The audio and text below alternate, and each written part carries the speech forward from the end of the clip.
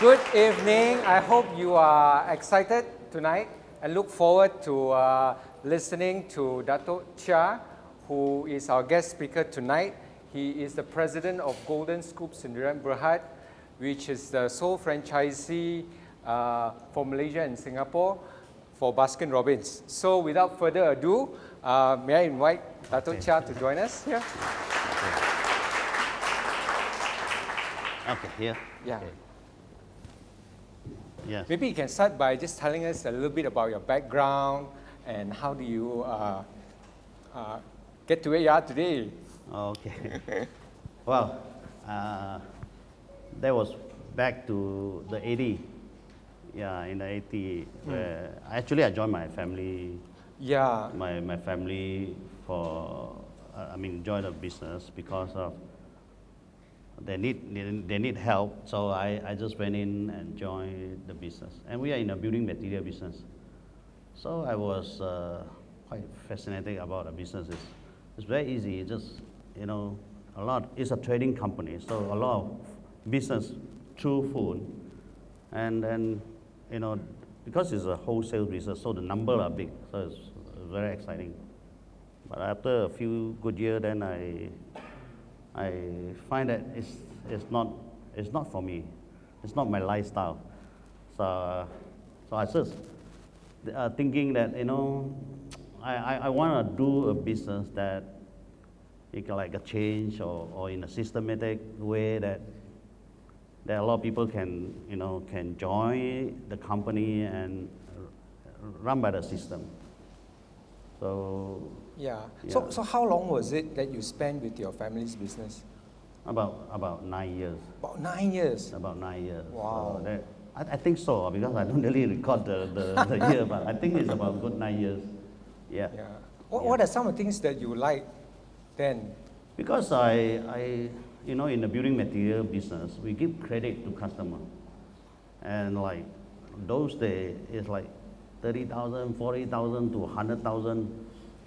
And they are managing my cash because you give credit to them. And then you go and get financing from the bank, and then you have to meet the bank, but they cannot meet you. So it's very miserable, Right. cash flow. You have to be, Yeah. every month you have to. Better to be able to so make decisions and control your. yeah. Yeah. So then McDonald's came to Malaysia. Oh, I said, hey, this type of business model not bad, huh? That kind of inspire me. That this kind of business that we cash every day, and then and when McDonald's opened, I was one of the few customers to be there. And Vincent Tan was there to receive customer. And that was my, Yeah, that inspire open up me kind to- of like, you can think of, hey, maybe I can bring something else as well, right? Yeah, something like that. Yeah. But, Yeah. So how did Golden Scoop come about after that? But that dream is, then tomorrow go back to work again. it just until I went to US. It's actually my honeymoon trip. Yeah. Great things happen. Yeah, exactly happened. So what happened is, for me, I'd like to introduce you, President Obama. First job is in Baskin Robbins. Whoa. It's in Honolulu, and my first scoop of Baskin Robbins is in Honolulu, because those days the tour from Ken A or whatever. Actually, my honeymoon is very long. It's more than a month. Wow. But how can I do that? So I actually joined Ken A, or I can't recall. Yeah, just about a 10-day tour in the West Coast, and the first is in Honolulu. So up next to hotel there's a Baskin Robbins. So actually, to be honest to you, I went into the ice cream shop without knowing the brand. I don't know the brand, but I was amazed. Wow, so many flavors. So I don't know how to choose. So I followed the white man in front of me. Then that was a rocky road. So after I finish, I think I need more. More. Then I want to go back for a second scoop. And my wife said, "You know how much?" I said, "I don't care. You know, if I go back, I can't have it." So I go back for the second scoop in Honolulu. So this time I want to choose my own. No more follow the, you know, because that rocky road they have almond nut inside. I never have ice cream with almond nut inside before. Wow. It's only peanut. You know Crushed. Our what's ice cream is the cornetto. Yeah. It's peanut, right? Right. Then this time I chose, and I discovered a flavor called Jamaica almond fudge. Because Jamaica is, you know, the almond. Then I pick up that flavor. Then we walk again, Waikiki Beach, you know, and finish. And I forget about the ice cream. Actually, winning the second time without knowing the brand too, because I don't bother. It's nothing to do with me. You know? I just because I never thought that ice cream can bring that far from US to Malaysia. So then the next day to joining a tour, that's my very experience. You wake up at 6 o'clock and you finish at 10 and then you go to bed and next day repeat about a week. Then from there, I'm on my own. We fly into New Orleans to meet my friend. Then from there, we go on our own. We drive ourselves. So that's a very long journey from New Orleans to Washington, D.C. is 1,700 miles.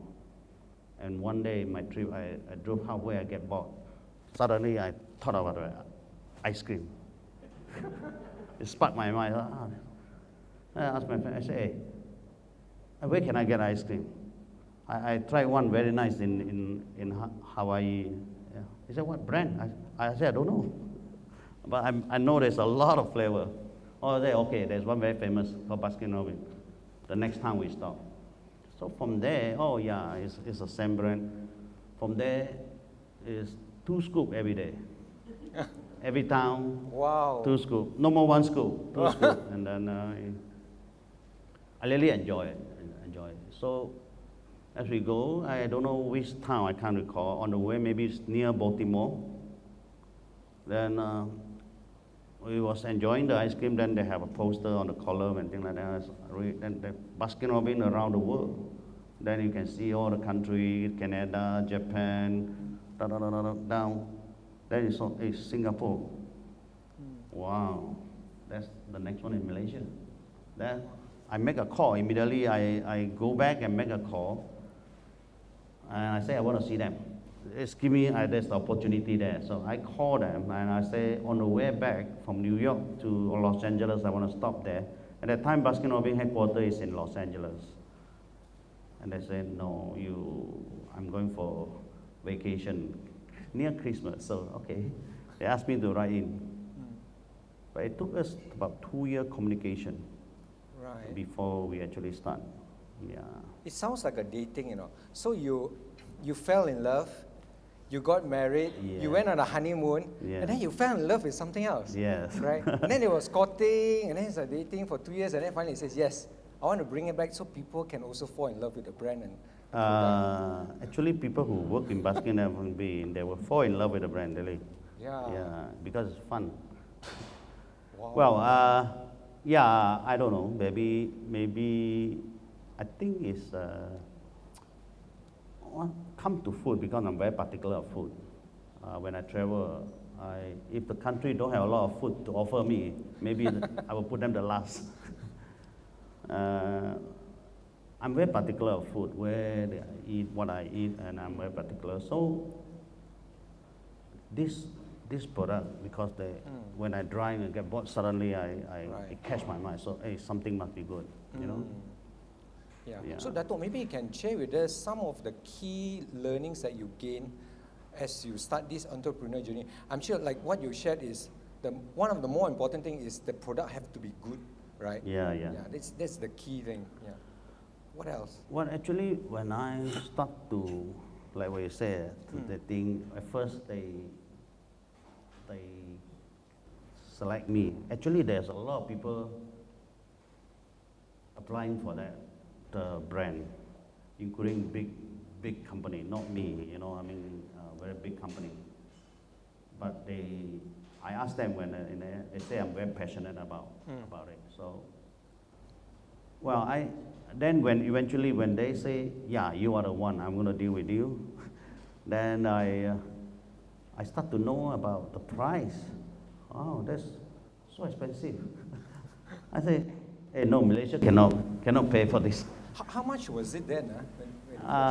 It's $1 US at the time. So you say you have to sell $1 US for the junior scoop. Now you go to Baskin Robbins with regular and junior, it's 2.5 ounce. So I said, oh, you know, at that time our noodle is about $1.50, a junior cone is $2.70. So it's like I kind of lost interest with them because it's very high risk. Then they start to convince me. They say, okay, well, we have done a research. 10% of the population by then can afford this product. So okay, but I still don't feel good because at $2.70 a junior scoop, it's just like maybe lasting for less than 5 minutes, done. So I kind of lost confidence. Actually, I had no more interest, actually. Then they invite me to go and visit other country. And then I went and visit Taiwan. And Taiwan, at 270, that's ringgit. At that time, equivalent to ringgit, Taiwan is selling 650 a scoop because they have a high duty. They have pay high duty. So they through a conversation, I said, why do you make you bring this brand here? It's so expensive. Oh, they say they have a very good product. Right. Yeah, they have a very good product. So that inspired me again that, oh yeah, why every time we go and eat durian, what's the experience of eating durian? In those days, eating durian, you had to try your luck one, you know, take it home. You have to try your luck one. So when somebody say pausek mean guarantee, then you pay. Don't mind to pay. So I use that. Oh, okay. Anything good, people willing to pay. Maybe there's a potential. That's what I thought. Yeah. So good consistency also need to be there, right? Yeah. If I'm hearing it, right? Yeah, I'm doing a bit of advertisement here. Which is good. I think it resonates with whatever business we are in, right? If we want to bring in a product, we want to introduce something, we have to ensure there's certain consistency in it. Yes. So whenever we engage, whenever we experience it, we know what we're getting, and that's very important, right? Yes. So how do we maintain that sometimes in other businesses? I mean, things are constantly changing, people's taste change. Innovation. Yeah, you know, like maybe 10 years ago the cake looked like that, now the cake has to look different. Right. You have to change all the time, and then like our cake is very modern looking. I would say. Yeah. That's great. So, what are some of the, maybe you can share with us some of the business fundamentals, right, that help Golden Scoop weather the storms? I'm sure through the years there are many challenges. Oh yes. Yeah. Okay, I think to my business journey for about almost coming to 3 decades maybe, I think the first few years I was very fascinating of building new outlet, and I think with the growing to about 20 outlet or 22, that the first crisis I met is in 97. And 97, I don't know when anyone have gone through that crisis. It's a very bad one. It's not easy to go through, and many people have wiped out. Big corporation being wiped out, and I think we managed to go through. I think our principle is a very good principle. They came in and helped us. When the currency hit Thailand is in 97, they really hit Malaysia is in 98. And 99 we locked the currency. The day they locked the currencies in 1st September, I will remember because 31st is a holiday and a long weekend. And the ringgit that time, not like this now. 2 years ago, you go to for something like we are used to it already. You know, yeah. But that time is every day like 20, 30 cents up and down. So any business is difficult to sustain at that time. And when they locked the currency that morning, the currency like up and down 40 cents, 50 cents. It's very fierce. They're very damaging. So our company actually at that time technically is insolvent. Meaning is actually wipe out all your capital, everything wipe out. But when the second day, our ex-prime minister locked the currency at 380. When that morning, when the news was announced at 380, pegged at 380, so what do you mean pegged at 380? I mean, we are very blurred. What does that mean? Then we called to the bank said, don't know. We have to the next day, newspaper. It's very new, right? Very new. But before you know all the detail about the pegged currency, I know I was sacked that day. And that was on the 2nd of September. It's, you know, your heartbeat is not over the other. So it's one day after another. Its confidence level was down to the, but life have to go on. The next day, you still have to carry on, and then, but the worst is not over. When the 99 we packed in November, then it come to 2000. Then things start to stabilize. So that few years, a lot of people went bankrupt. So when the currency was packed, then we kind of, okay, at least you know where you are. And I think not just Malaysia at that time, the whole region. And our principal came in and helped. They helped us pick up the freight costs, they helped give discount, and just start over rather than they let everybody die. So I think our principal had done a very good job at that time to keep the brand on, yeah. So come to, I mean, that maybe, will that help you? Then we spend money to do marketing, we bring down our price.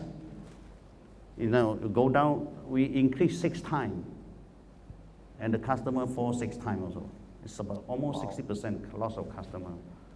It's any time, it's very, very risky at that time. So when we currency pack, then we also reset our new menu and then we start over again because at that time, it's either a lot of people losing their job, retrenchment, confidence level very low. Not at this round. This round is not so bad. To me, I think this round, 2015, when the currency came in, I think we also got some help from the principal, and then we keep on building store. Because this is, we see a potential. Why? When the market's so bad like that, the landlord or mall, you got a very good deal, and everything you got a good deal. Yeah. That's why we built about 30 locations over the last 3 years. 30, I think, yeah, 60. Yeah, 30 in 3 years, yeah. And then we spend a lot of money in advertising, yeah. Okay. Yeah. So what are some of the anticipated changes that you see in the next 2 years, and how do you see Golden Scoop would grow in tandem with it? I think we are still gradually growing. We are very selective on location now, and I think there's still many places we are not there yet. Like, for instance, East Malaysia, there's many towns and cities there. Actually, I just put a few outlets there in East Malaysia, just to stop the email coming in. That people, when are you going to open? When are you going to open? So we have now there, but we are not in Miri yet. We are not in Bintulu yet. So there's many towns that we still not there. There's still a lot of room for us to grow. Yeah. Police, we are not there yet. Yeah. Yeah. Wow, that's great. That's great. So, I mean, looking at the story of Baskin Robbins, right? And then we see there are also other competitors that are around. What is some things that you do differently, Baskin Robbins, for as a brand and as a company? We're trying to be very, very competitive in our price. This is one, and I think we have a lot of choice of products, and I think we are quite active in all the campaign, and I think you can easily access to us now. Yeah. Where competition coming in, well, I think we like competition. We like competition because when I say I like competition, it's not that why, because you actually, this segment, ice cream, more people eating ice cream culture are getting more. I just want to share with you that when Baskin Robbins went into Korea, people don't know what is ice cream. And because after the war, they're growing so fast, and today have 1,002 Baskin Robbins in Korea. And there's so many other competitors coming, and they're still there. So it's like now, like more and more people, more competitors come in. Then they can measure our price is reasonable, maybe. And then quality, one, everything. So I think it's in a way it's good. Yeah. Yeah. Okay. So maybe finally, what would be one piece of advice for SMEs in Malaysia today that you like? Okay, like to SME, share? there's Yeah. many industries. Yeah, Okay. many industries. I think, okay, I would say you must know your business well. You must know, because I see some business coming, some very short term, some very long term. So you must understand the business. How can you want to work hard? Can you bring the business to the next level and things like that? So I think yeah, and of course, like for retail or other SME, like if you are export orientated or you are retail or you are online, you have to know where your marketplace and how you want to be very competitive and outstanding compared to your competitor. I think that is important. Yeah. Just like I give you a great example. Like you have to differentiate yourself, your product from others. Then you can be different. Yeah. Right. Okay. Thank you so much, Dato.